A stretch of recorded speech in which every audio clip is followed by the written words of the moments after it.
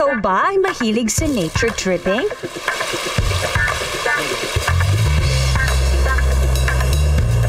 Mahilig maligo sa dagat at lumapa sa beach? Paborito mo rin ba ang seafoods?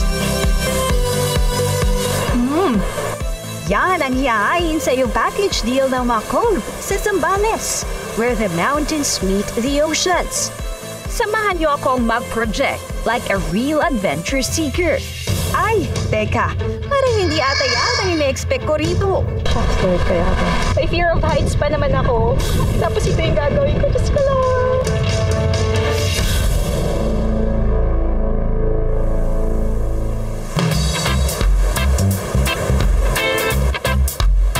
It's early morning dito sa San Antonio sa Zambales at mula dito sa Barangay Pundakit, magbabangka nga tayo ng 1 to 2 hours papunta sa unang cove na ating bibisitahin ang Silangin Cove. Let's go!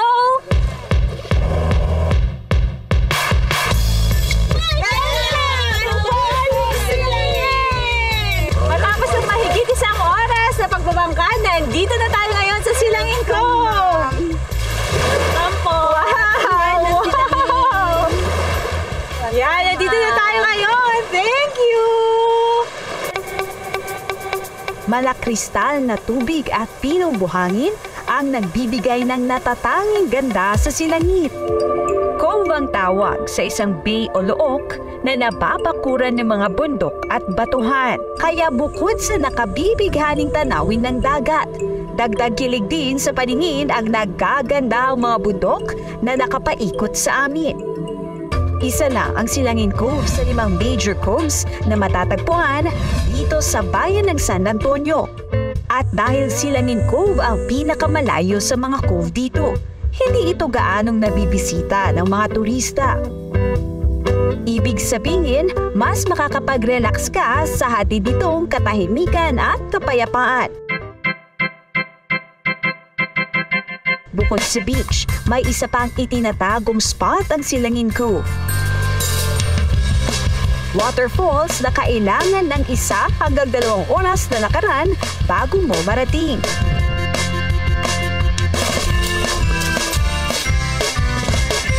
Malapit na daw tayo dun sa falls na pupuntahan natin. Kaya pa, Mars? Medyo parang gusto ko na sumuko. Kakatayin ko yung gusto ko nang bumitaw. Chos!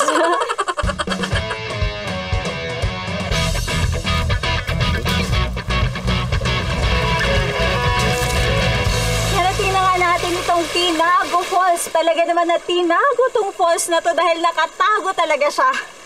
Tara, tignan natin. Talaga naman napakasarap pagtampisaw dito matapos ang halos 2 oras na pagtetrek. Napakalamig ng tubig, napaka-refreshing sa pakiramdam. Ayan!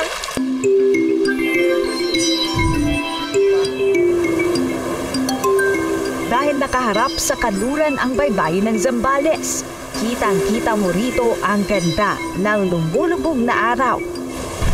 Tara, malapit na mag-sunset! Isa na ata ito sa pinakamagandang sunset na nasaksihan ko sa Pilipinas.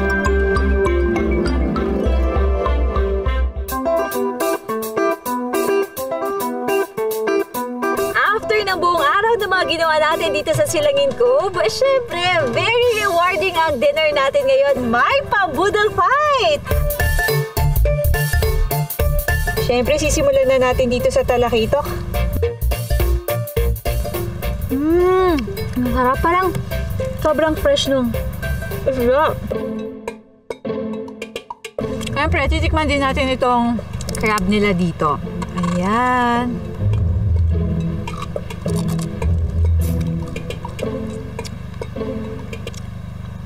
Ang lasa, sobra.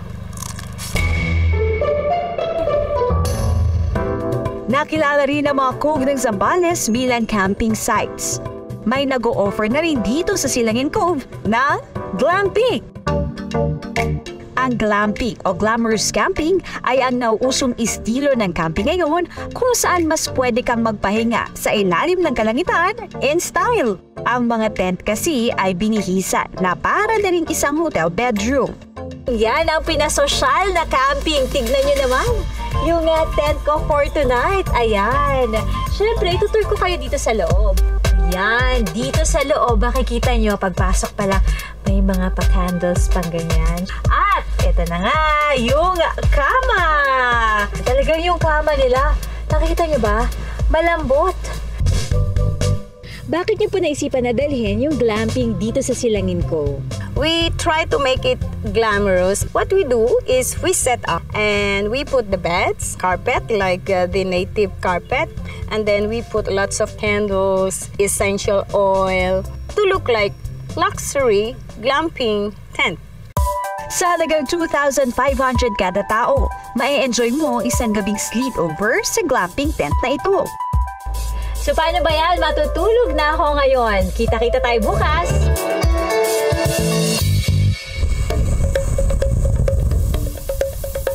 And we're done here dito sa Silangin Cove. Talaga namang na-enjoy natin kahapon dito At ngayon naman pupunta tayo sa isa pang cove sa Nagsasa Cove na 30 minutes away daw dito. At syempre magbo-boat ride tayo ulit.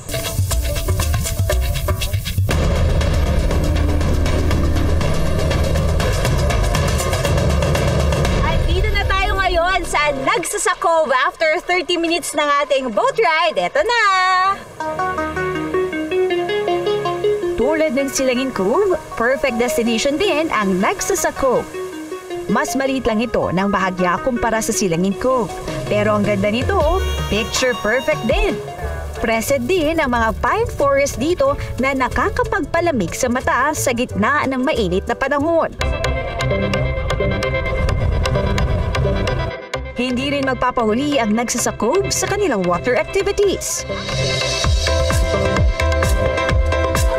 Kasama natin ngayon, syempre, si Cap Joseph at tutulungan niya nga tayo at sasamahan syempre na makapangisda. Saan po ba tayo ngayon pupunta? Actually ma'am, bait fishing lang po tayo sa malapit between dito sa shoreline. 50 meters po bago tayo mag-fishing. Okay, let's do this! Tara po! Sakay ng speedboat na ito na pwedeng rentahan ng 6,500 pesos per hour, pwede kang mangisda gamit ang fishing rod. Nandito na tayo sa location, Cap? Yes ma'am, bali mag-start po tayo 12 meters yung target ng bottom natin. Ito na nga yung gagamitin nating fishing rod. Ayan ha. Tapos yung bait, andito na rin. Prepare na ni Kuya. Mga isda raw yung gagamitin natin na bait. Kasi mas mabilis ba makahuli pag ito? Mas mabilis po yan kasi naamoy po ng isda yung... Oh, meron na! Oh my God, meron na ba talaga? Wala! So nautakan ako. Kinain lang yung bait. Sabi ko na meron eh. Pagdadagdag tayo ng bait pa. Tayan tay, sana may mahuli tayo. Para may makain tayo. Actually, first time ko talaga na mamingwit. Nakakatuwa naman pala, parang relaxing. Maya-maya pa, may nahuli na ang mga kasama ko sa speedboat. Samantalang ako, mukhang aabutan na naman ako ng sunset dito Wala pa rin akong huli. Lumipat tayo ng spot kasi sabi nila mas marami raw ditong mga isda. So susubukan natin. Pero walang uuwi hanggat walang nauhuling isda. Patience is a virtue, ika nga. It's worth the wait. Kaya naman after 75 years... Yan! Gumagalaw na!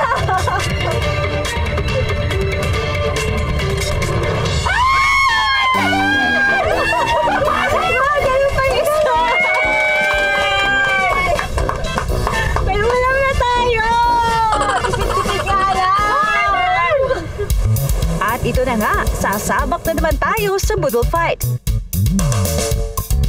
Not complaining, syempre. Malaki ng tahong. Sarap. Masarap talaga kumain pag ganito. Magandang view, mahangin. Talagang mapaparami ako nito sa pagkain. At syempre, ang highlight ng pagbisita rito sa Naxos Cove, susubukin ang tapang mo. Kakayanin ko kayang tumalon sa cliff na ito? So magka-cliff dive tayo ngayon. Ayan.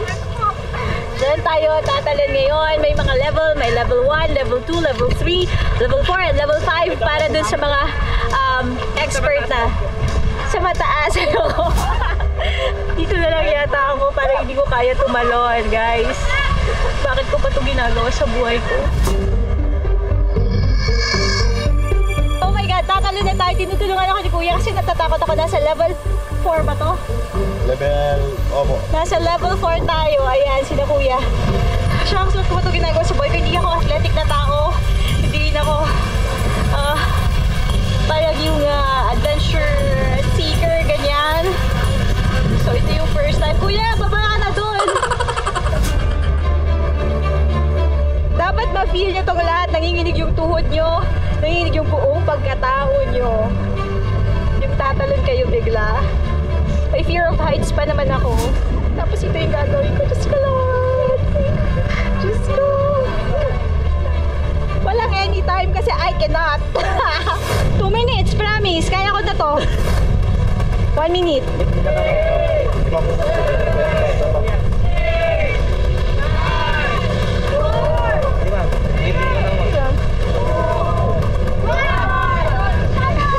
Isa pa, isa pa. Sige na, isa pa.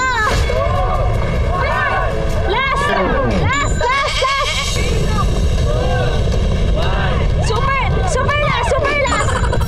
Ito, promise na to. Isa pa, promise. Last na, super, super.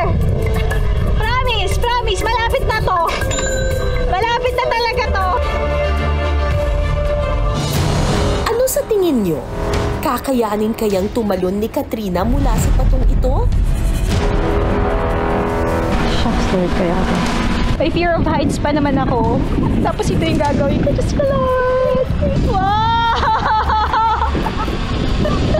Kaya ko ba?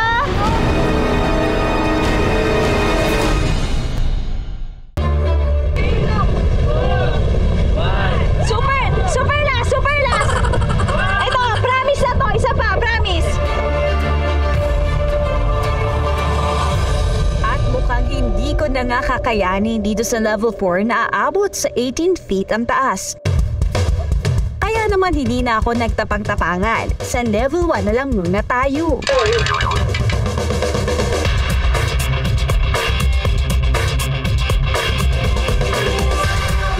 Mars. Nakatalon. Ayos na. Nanginginig talaga ako hanggang ngayon, no. Hindi kaya kasi. Nangyari to sa taas.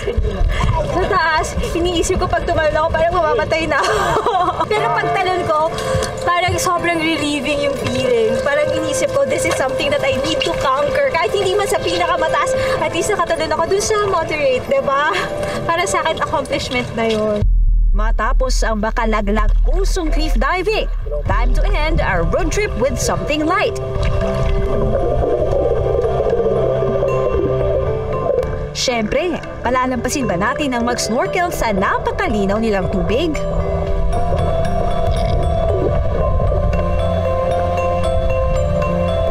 Ang mga coves sa Zambales, tahanan din para sa napakaraming sea creatures. At yan ay dahil napanatili nilang malinis ang kanilang mga katubigan.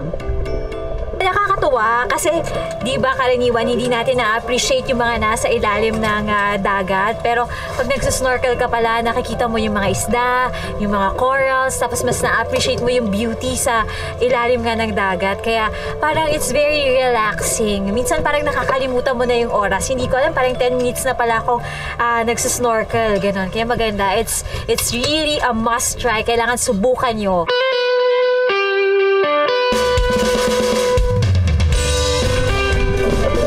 Sa mga tulad kong first-timer, sulit ang pagbisita sa bayan ng San Antonio.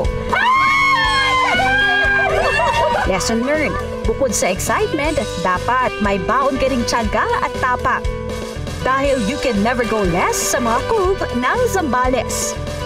Ako si Katrina Son, kasama sa isang brigada. Ang